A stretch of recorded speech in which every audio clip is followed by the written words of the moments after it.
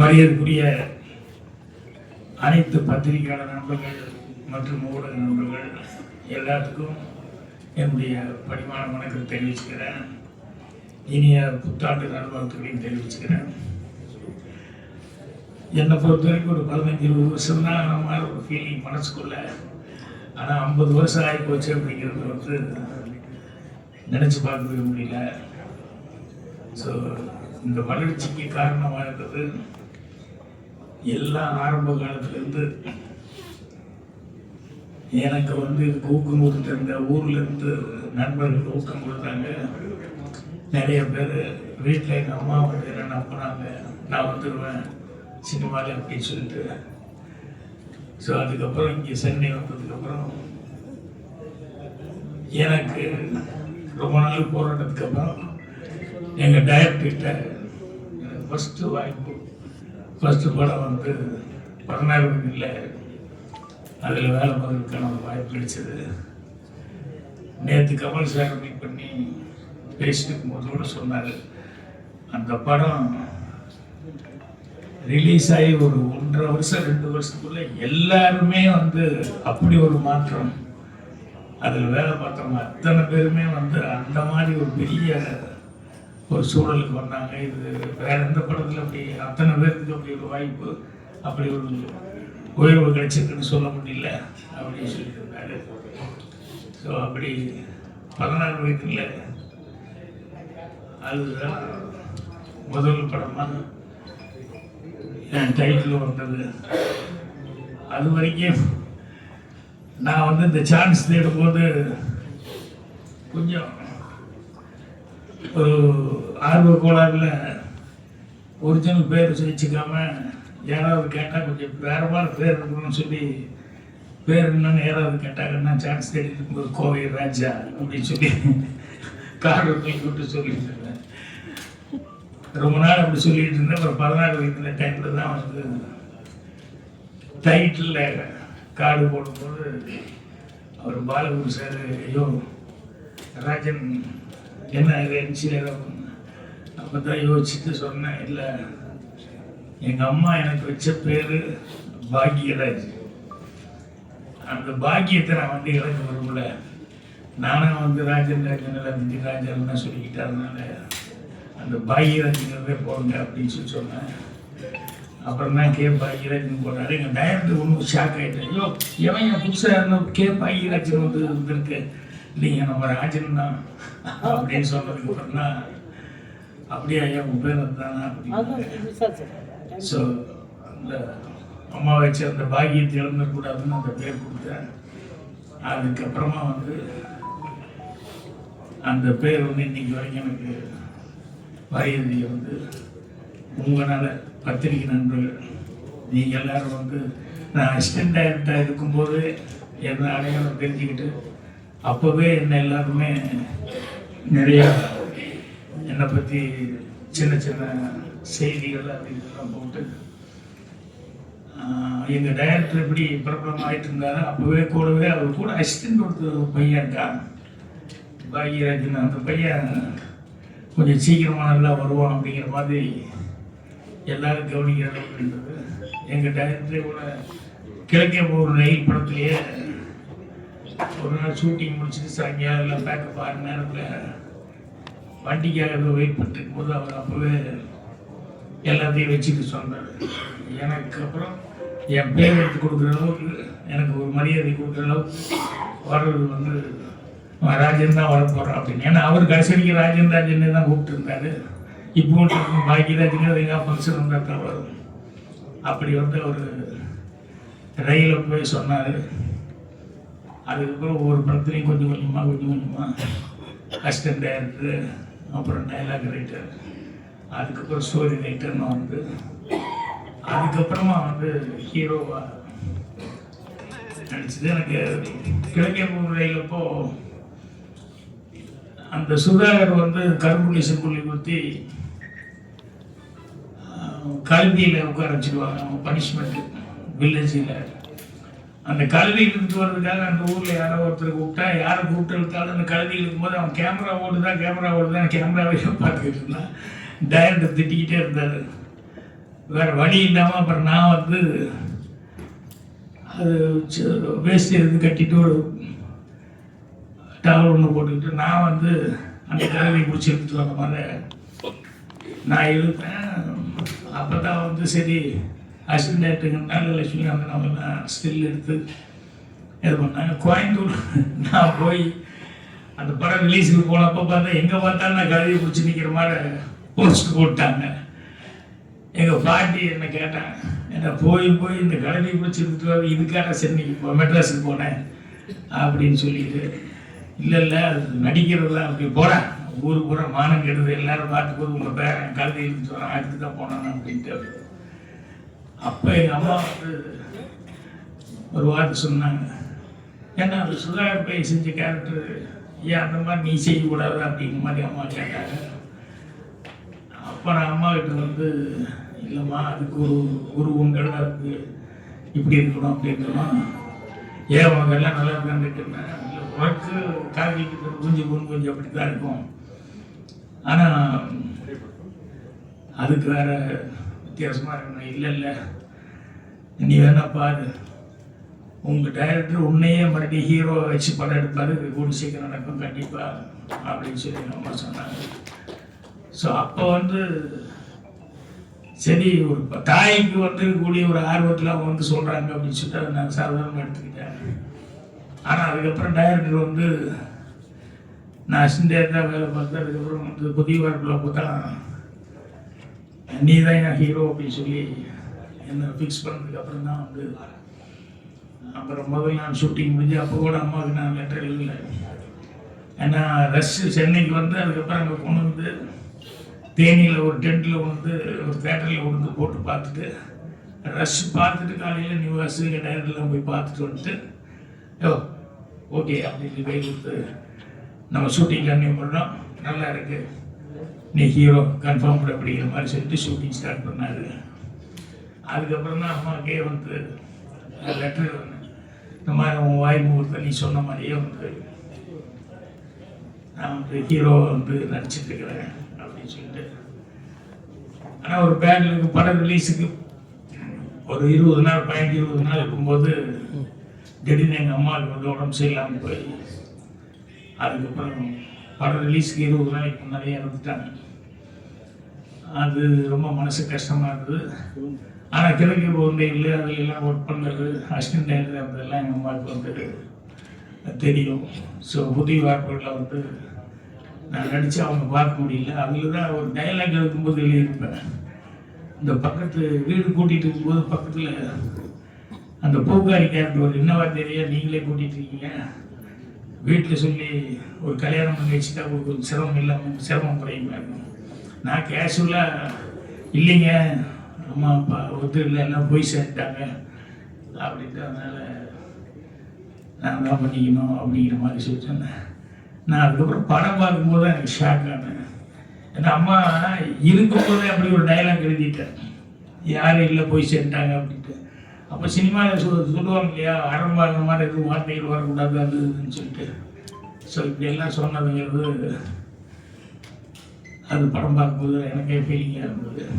So புதிய வார்ப்புகளிலிருந்து அதுக்கப்புறம் அப்போவே பத்திரிகைகள் இருந்து எல்லாருமே ஊடகங்கள்லாம் வந்து எனக்கு நல்ல ஒரு உத்வேகத்தனமான என்னுடைய சூழ்நிலை சித்திரங்களுக்கு முன்னாலேயே சிவபுரம் ஜங்கல் டைலாக்ஸ் எல்லாம் எழுதுனதுனால நேரமாக புக்களுக்கு அதை எழுதினேன்.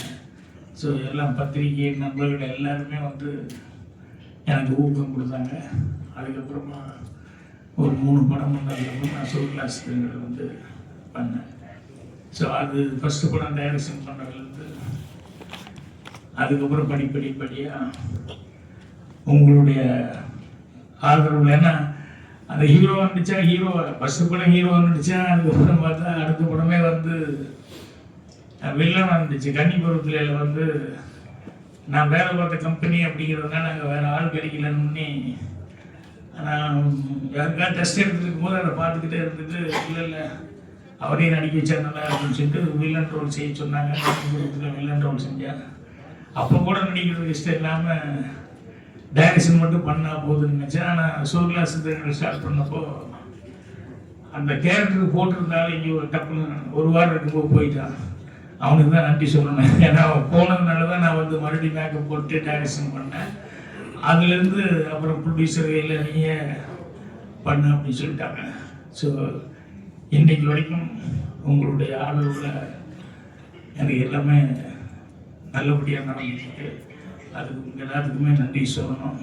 அதே மாதிரி வந்து எனக்கு சினிமாவில் நான் வந்து வந்திருக்கேன்னா ஊர்லேருந்து வரும்போது சினிமாவை பற்றி கொஞ்சமாக சினிமா படம் பார்த்து அந்த நாலேஜ் தான் அந்த ஒழிய வேறு பெருசாக ஒன்றும் இல்லை. இங்கே வந்ததுக்கப்புறம் தான் ஒவ்வொன்றா நான் கற்றுக்கிட்டேன். ஆனால் சினிமாவில் வந்து இந்த வளர்ச்சிக்கு மெயினாக இருந்தது என்னென்னா எனக்கு முன்னால் டைரக்ட் பண்ணியிருந்தாங்களே அந்த படங்கள், ஒரு பீம்சிங் ஆகட்டும், பிஆர் பந்தல் சார் ஆகட்டும், Sridhar sir, K Balachandran sir வந்து எல்லாருமே ஏசி இப்படி எல்லா நேரத்தினுடைய படங்கள் பார்த்து அந்த பாதிப்பு வந்து என்னை எதையாம என் மனசுக்குள்ள ஊறி இருந்தது. அதுதான் வந்து எனக்கு வந்து ஒரு பெரிய பேஸாக இருந்தது. அதே மாதிரி புத்தகம் அப்படிங்கிறது வந்து முதல்ல ஸ்கூலில் படிக்கும்போது சரியாக படிக்க மாட்டேன். அதுக்கப்புறம் வெளியே வந்து காலேஜுங்க ஒரே ஒரு சில ஃபெயிலியர் ஆனதுக்கப்புறம் அப்புறம் தான் இந்த புத்தக படிப்பு அப்படிங்கிறது வந்து எனக்கு வந்து அதனால ஒரு ஆர்வம் வந்ததுக்கப்புறம் நிறையா புஸ்தகங்கள் அதெல்லாம் படிச்சுட்டு அதுக்கப்புறம் கொஞ்சம் கொஞ்சமாக என்னுடைய நாலேஜ் வந்து வளர்த்துக்கிட்டேன். ஒரு சின்ன வயசு விஷயம் ஒன்று சொல்கிறேன். என்னென்னா எங்கள் அம்மா எப்பவுமே ஸ்கூலுக்கு 1ஆம் கிளாஸ் இந்த வெள்ளாங்கோயிலில் படிக்கும்போது ஸ்கூலுக்கு போயிட்டு மத்தியானம் வரும்போது எங்கள் அம்மா வீட்டில் இருந்தாங்கன்னா ஒரு பெட்டியை திறந்து எனக்கு இந்த தேன் மிட்டாய் வாங்கிறதுக்காக இந்த ஓட்டை போட்ட ஒரு காரணம், அந்த காலத்தில் அந்த ஓட்டை போட்ட காரணம் வந்து கொடுப்பாங்க. நான் போய் எனக்கு பக்கத்தில் போகிற ஒரு சின்ன கோனார் கடை இருந்து அந்த கோனார் கடையில் கொடுத்துட்டு அந்த தேன் மிட்டாய் வாங்கிட்டு போவேன். ஒரு நாள் வந்தப்போ எங்கள் அம்மா வீட்டில் இல்லை. அது என்னடா அம்மா இல்லைன்னொடனே தேன் மிட்டாய் வாங்கிறதுக்கு என்ன பண்ணது இல்லை, பெட்டியில் தானே இந்த பெட்டியில் தானே எடுப்பாங்கன்னு சொல்லிட்டு நான் பெட்டியை திறந்து அதுக்கப்புறம் காசு கொண்டு போய் அந்த கடையில் கொண்டு கொடுத்தேன். அவர் கோனார் பார்த்துட்டு என்ன பண்ணு அப்படின்னாரு.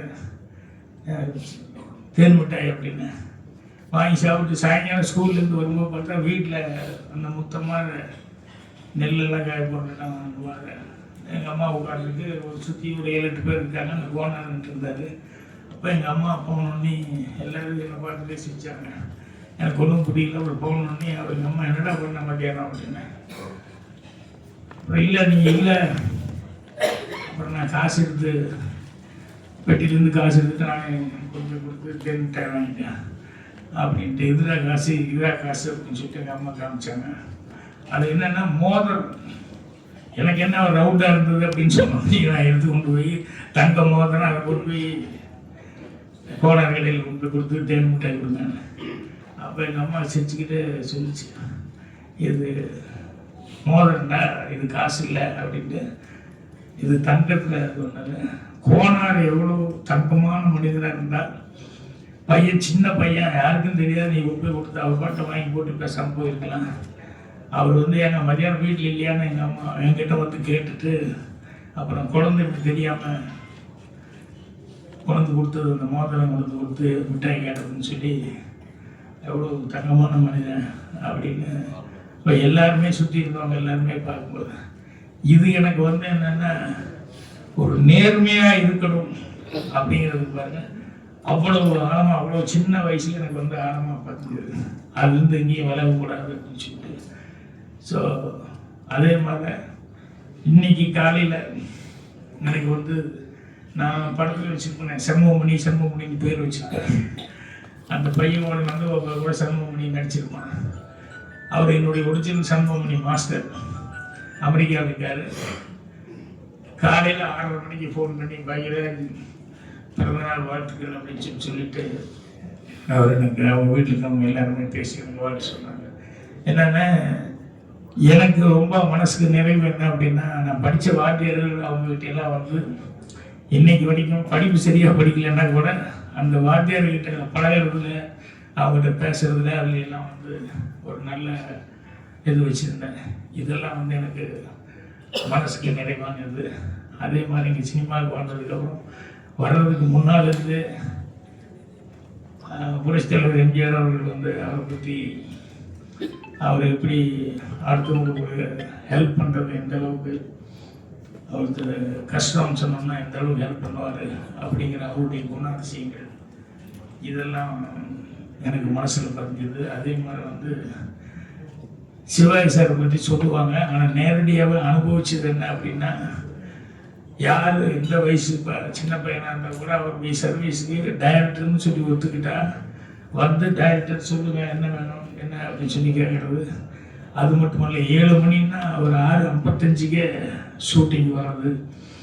இதெல்லாம் இவங்ககிட்ட வந்து பார்க்கும்போது எத்தனை வருஷம் அவங்க நடிச்சிட்டு இருக்காங்க. அவ்வளோ வருஷம் ஆனாலும் அதுதான் வந்து அவங்களுடைய ஃபஸ்ட்டு படம்ன்ற மாதிரியே அவங்க வந்து டைரக்டர் கொடுக்குற மரியாதை அந்த டைமுக்கு வர்றது அப்படின்னு. ஸோ இது எல்லாமே எனக்கு ரொம்ப மனசில் இருந்தது. இப்போ இவங்கெல்லாம் சீனியர்ஸ் தான். அதே மாதிரி கமல், ரஜினி இவங்கெல்லாம் வந்து அந்த படத்தில் ஆக்ட் பண்ணும்போது கமல் அவர்களுடைய பர்ஃபார்மன்ஸ் சின்ன வயசுலேருந்து, அதாவது நம்ம ஊரில் இருக்கும்போதே அவளோட தொடர்பு இந்த படங்கள்லேருந்தெல்லாம் பார்த்துட்டு அதில் ரொம்ப ஒரு அட்ராக்ட் ஆனேன். அதுக்கப்புறமா வந்து இங்கே 16 வயதில் படுத்தப்ப தான் ரஜினி அவருக்கு தமிழ் அப்போ கொஞ்சம் தமிழ் கேட்டு கேட்டு தான் மனப்பாடம் பண்ணணும்.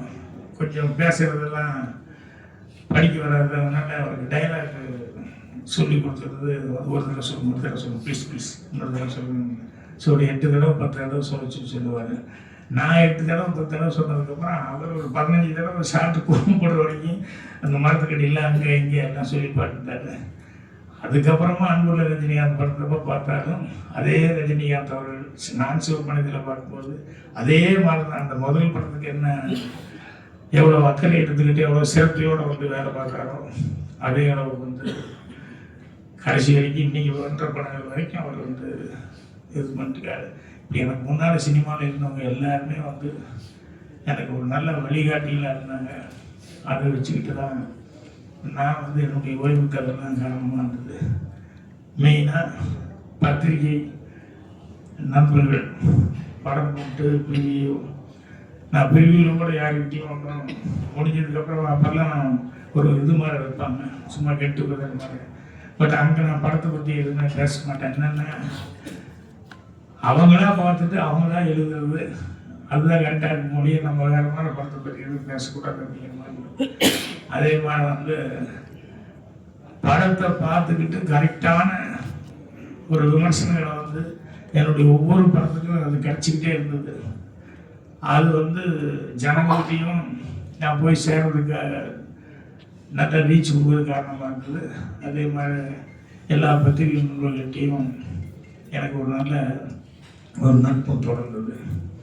ஸோ இன்னைக்கு 50 வருஷம் ஆகிப்போச்சு அப்படிங்கிறது வந்து எனக்கே நினச்சி பார்த்தா மலை பார்த்தா இருக்குது 50 வருஷமா அப்படின்னு சொல்லிட்டு. ஸோ இன்னும் நடிகர் வந்து பண்ணிகிட்ருக்கிறேன். அதோட இப்போ அடுத்தது வந்து இந்த வருஷத்தில் வந்து வெப் சீரிஸும் படமும் டைரக்ட் பண்ணுறதுக்கான ஒரு பேச்சுவார்த்தை நடந்தது. ஸோ கண்டிப்பாக இந்த வருஷத்துலேருந்து மீண்டும் வந்து ஒரு புது உத்வேகத்தோட படங்கள் செய்யலாம் அப்படிங்கிற ஒரு நிலைமை. ஸோ எல்லாத்துக்கும் காரணமானவங்க எங்கள் டைரக்டர்லேருந்து முன்னால் டைரக்ட் பண்ணவங்க அவங்க.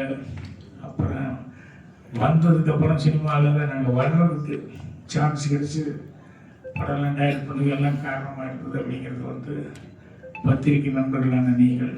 ஸோ உங்களுடைய இது எங்கள் டைரக்டருக்கு எப்படி ஃபஸ்ட் படத்தில் 16 கொடுக்கும்போது எல்லாத்தினுடைய விமர்சனங்கள் எந்த அளவுக்கு இருந்தது அப்படின்னு சொல்லிட்டு. ஏன்னா அப்போல்லாம் வந்து இந்த விமர்சனம் வந்து ஜனங்க நிறைய வந்து விமர்சனம் பார்த்துக்கிட்டு தான் படம் பார்க்கணும் மாதிரி நிறையா எதில் என்ன விமர்சனம் வருது அப்படின்னு சொல்லிட்டு அப்படி இது பண்ணிட்டுருப்பாங்க.